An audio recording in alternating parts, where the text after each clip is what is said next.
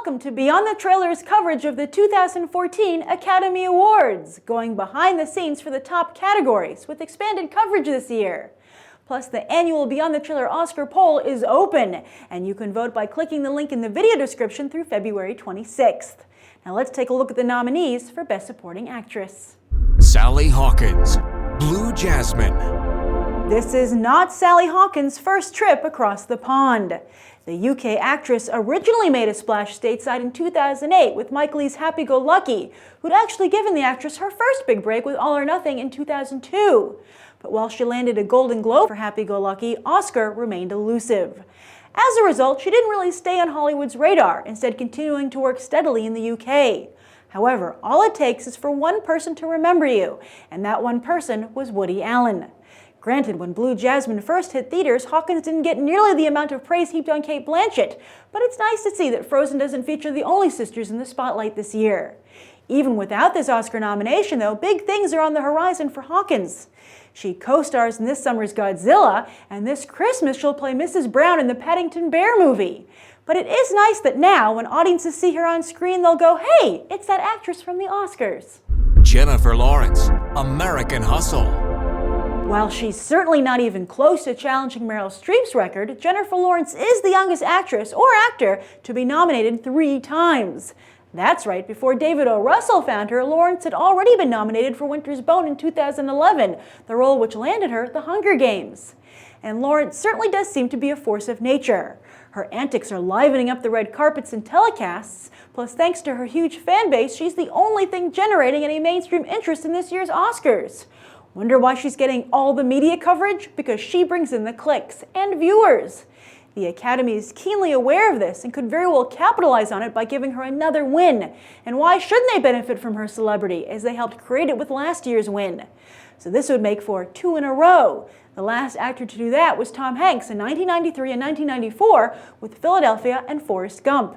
In 1993, he beat out Liam Neeson for Schindler's List and Daniel Day-Lewis for In the Name of the Father.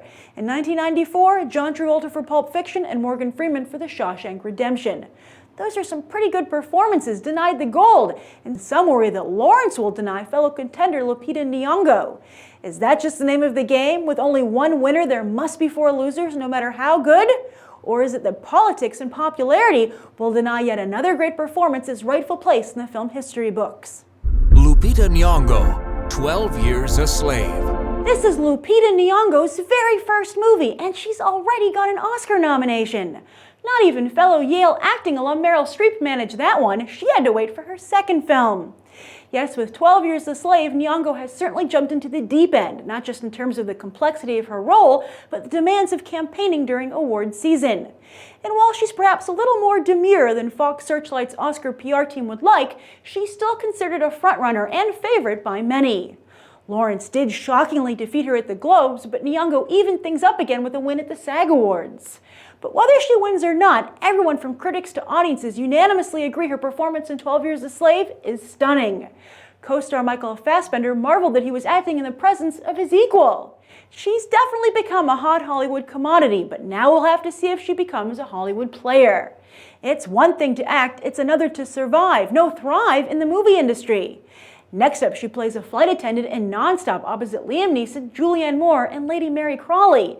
She doesn't utter a peep in the trailer though, but hopefully she'll find her voice soon, maybe on the Oscar stage with her acceptance speech.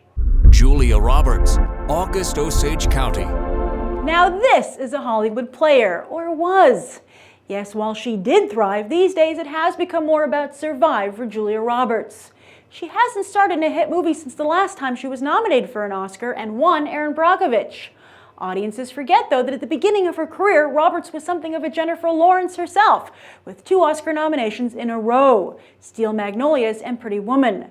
But while Sandra Bullock was able to capitalize on her Oscar win, after Erin Brockovich, Roberts floundered with The Mexican in America's Sweethearts. She landed the Ocean's 11 franchise, but then went on to embarrass herself in the tabloids when word got out that she was throwing a fit on set because her Ocean's 12 co-star Catherine Zeta-Jones had better hair and costumes. Neither appeared in Ocean's 13. She tried to reinvent herself as the villain with Mirror Mirror in 2012, but was totally overshadowed by Charlize Theron's competing performance. So now she's literally stripped down to her raw talent for August Osage County and has been getting praise for impressively holding her own against Meryl Streep. Interestingly, it seems Roberts shines the most when she doesn't censor herself, another quality she shares with Lawrence. She won't win here, but it will be interesting to see if the momentum from this nomination can allow her to start thriving again. June Squibb, Nebraska. If you thought Bruce Dern was a good Hollywood soldier, making the movie stars look good while hoping to be recognized himself one day, then take a good hard look at June Squibb. The 84-year-old has been consistently acting since 1958, when she started in the theater off-Broadway. This is the only picture I could find on Google of her as a younger actress. It's from her Broadway debut in 1960, where she played a stripper in Gypsy, which starred Ethel Merman. Then at the age of 60, she broke into film with a role in Woody Allen's Alice. But then at that age, as we all know, it's hard for actresses and even actors to find work, much less good work. Luckily, Alexander Payne discovered her, but back in 2002 with About Schmidt. She played Jack Nicholson's wife, who dies early in the film, but still the exposure gave her film and television career a second wind. The roles trickled in for almost a decade. But then Payne showed up again with a role she could really sink her teeth into, and now, at 84, Squibb is a presence at all the big awards shows. So far, she's even won a few accolades, but even if she doesn't win on Oscar night, and she's unlikely to, Squibb is still a shining example of how you should never give up on yourself. Plus, she represents most of the actors out there who never make it to Oscar night, yet carve out fulfilling careers. And those are the 2014 nominees for Best Supporting Actress.